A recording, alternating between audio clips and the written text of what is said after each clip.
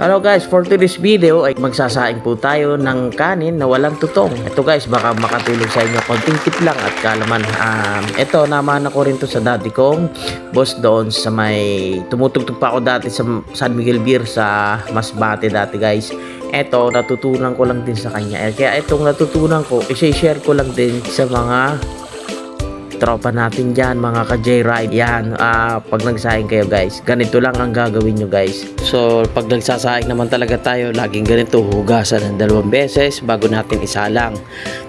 Ihintay tayo ng mga ilang minuto bago ito kumulo. Pag kumulo na guys, nakikita nyo ng kumulo.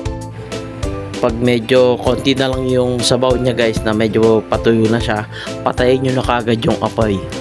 Konti na lang yung tubig niya guys, kaya pinatay ko na at hindi ko na binuksan uli hanggang sa bago ko siya sindihan uli. After 1 minute guys, 1 minute or 2 minutes bago nyo sindihan.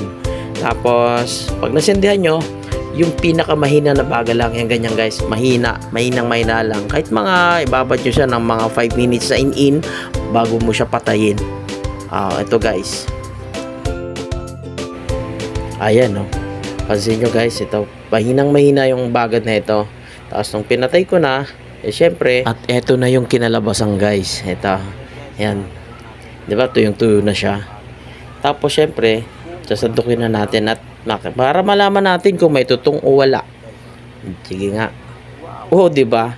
Kinis ng puwet. Tudok lang. Ito sa pagluluto na to guys, kain lahat, walang tapon. Kasi pag mga tutong na, karamihan sa akin ayaw na kumain ng matigas na kanin, di ba? So eto gawin mo guys, tamang-tama sa itong video na to. Kung nagustuhan mo yung video na to, please like and share para makatulong din po sa iba. Maraming salamat po.